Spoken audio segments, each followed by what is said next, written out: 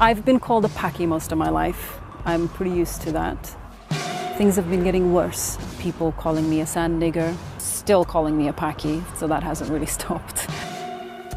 A jihadi sympathizer telling me to back home from whatever Islamic hole that I crawled out of, which was Norway. Also, someone else called me an undercover jihadi. I think people are just saying it now. I think we're hearing about it more now. But I have to be honest, I think the feelings have been there for quite a while. Islamophobia on Twitter is on the rise. And sometimes that turns up offline too. When you start muttering Sharia law, this and that, Ali Baba Park, that's the issue. So if you've got something to say, then you can say it. There are these really significant increases in anti-Islamic activity. Now, researchers at the think tank Demos have been looking at Islamophobia on Twitter for 5 months and have given us exclusive access to the data. We've been seeing 5,000 tweets every single day which are anti-Islamic, seriously derogatory and hateful, being sent in the English language across the world. And it's been building month on month since May, so July was the worst so far, with just under 7,000 tweets judged as anti-Islamic every single day. And all of that amounts over those 5 months to over 200,000 tweets in total. That was in the wake of terror attacks across France. The fear is how much an attack here could worsen the situation in the UK. East London Mosque. More than 7,000 people worship here every Friday. It's a massive landmark and a target for abuse. We've received a lot of hateful messages from this user account here called Islam, the Evil Truth. And what's he saying? Or she? Muslims, attack and kill people, Muslims lie, Muslims can't be friends with others who are non-Muslims. Quite graphic. Quite graphic and gruesome, like this one. That's someone being beheaded. Yeah, so that's a picture of someone beheading someone and someone's carrying a decapitated head. Sometimes it's really abusive content which kind of leaves a scar in your mind. Sometimes I look at it from the point of view of my baby son who's going to be growing up in this kind of environment, and what kind of abuse is he likely to face as a result of his faith. Rokeya Harris is 23. She's a student who lives locally and comes to the mosque. In between her studies, she's a published writer, and she uses Twitter a lot. So this says, time to go, time to pack, it's time guys, you've had a good run, you need to leave, you've had enough time here, you're not integrated enough, you're threatening our way of life. And do you get more messages like this when there's an incident like the Nice attack? Yeah, absolutely, always. It doesn't really matter what I say or what I'm writing about or what I'm posting about. The responses after some kind of terrorist attack will always be slating Islam in some kind of way, or insulting Islam, or insulting me, or insulting my hijab, even if I'm talking about something completely unrelated, even if I'm sending condolences to the victims. Quite a significant spike in the Demos research shows there are large peaks in Islamophobic tweets around terror attacks. 20,000 tweets a day during the Nice attacks. In the immediate wake of Nice, it's 20,000. In July, the most Islamophobic month recorded so far, this was significant. So each of these red dots is an anti-Islamic tweet coming from the UK. And that we can see happening right now, that's a digital reaction to the Nice attacks. A massive red mass. That's right, angry, abusive, anti-Islamic, all happening in the immediate aftermath of Nice. This is not surprising though, is it? That people are angry after a terrorist attack and are taking to Twitter to vent it. It's not surprising, no. I mean, people are angry in the wake of terrorist attacks, but that's what also makes terrorist attacks very dangerous. The Islamophobic tweets that we're measuring here, these are not people that are being angry at the terrorists. It's not people that are being angry at Islamic State. It's people that are being angry at the wider Muslim world. It's people that are blaming Muslims for the terrorist attacks. These are the things which are Islamophobic, and surprising or not, they are damaging, whether they're happening on the street or if they're happening on social media. Obama is a damn raghead explains a lot. Sorry to hear about France, these Muzzies just don't quit. So what do we do about it? Well, it's very difficult. It's important to say, actually, only a thin sliver of this is actually illegal.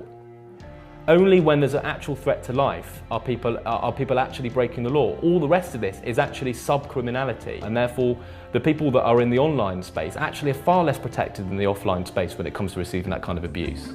Do you think Muslims are doing enough to separate themselves from atrocities like what happened in Nice? Yes, I absolutely do think that Muslims are doing a lot to condemn these kind of attacks and disassociate themselves. I mean, community leaders are constantly coming out to condemn these kind of attacks. At Friday prayers, you know, the Imam will often condemn attacks that really have nothing to do with them.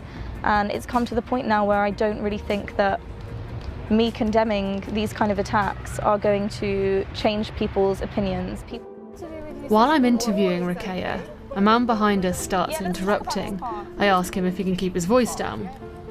He replies saying it's free speech, and then he adds, "There's no Sharia law here."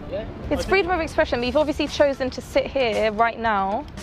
So if you've got something to say, then you can say it. Do you want to talk about Sharia law? You want to talk about Sharia law to me? We'll talk about Sharia law. You obviously said it for a reason. I wasn't talking to you. Yeah, who were you talking to? Who are you talking to about Sharia law here, sir? We're losing our right to freedom of expression. And I think... Why is that? Because we are. We're being told to be politically correct when we don't want to be politically correct. Okay, listen, political correctness is one thing. I understand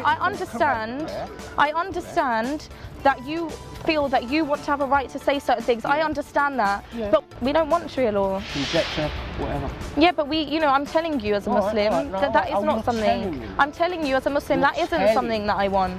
The way I see it, Islam, again, I don't know too much about Islam, but to me, I see it as an ideology as opposed to a religion. I don't see it as a religion.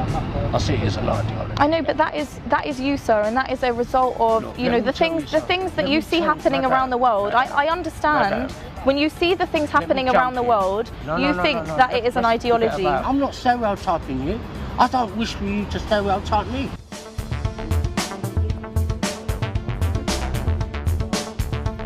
So, in a strange twist, our conversation about Islamophobia just got interrupted by some Islamophobia. What do you think of what you had to say? You know, it does make me a bit sad that it's this normalised now, that it's almost like I cannot, sit in a park with you and have a conversation without some kind of Islamophobe wanting to get a word in.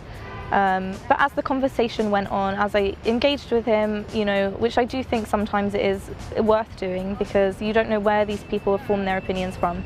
And I think that people really struggle to differentiate between everything they read and see on the news and things that they see happening around the world, how they kind of disassociate that with everyday Muslims that they see.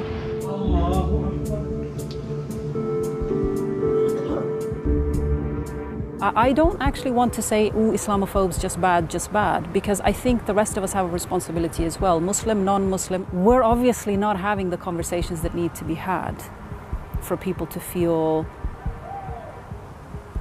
safe enough that they can have real conversations and get beyond the name-calling. Dia Khan is a documentary filmmaker who set up a magazine called Sisterhood to showcase female Muslim writers. Every time a terrorist attack happens, we don't need to get a bland press release from the mosque around the corner saying we condemn it. That's not the impression I get that what people want to see. I think what people don't know in the UK and in the West is that the first targets of extremists are other Muslims. Muslims have been dying and suffering at the hands of these barbaric groups for decades, and nobody cared because the victims look like me. Now people care because the victim looks like you. Many of us have faced, and many of our colleagues have faced persecution, violence, imprisonments because they've taken on extremists. But that's not the story that you're often told. Dia says shutting down abuse is not the answer. Look, I don't like racist Islamophobes, I don't like sexist pigs, I don't like lots of people, but just shutting them down isn't going to resolve this. The feelings don't disappear. The fact of the matter is, the UK is never going to be white again. It's just not going to happen. People can wish it, but it's not realistic. Similarly, our parents who have left Pakistan, Afghanistan, Iraq, Somalia, Muslim countries, for them to think that they can re-establish those countries and the lives that they had there over here, it's not going to happen. And I recognize the fact that that's a big loss for both people, for both sides. But the reality is that we have to move forward. The reality is that we're together going to have to find out, what does it mean to be British moving forward? What does it mean to build a society that includes all of us, where it means looking like me and looking like you?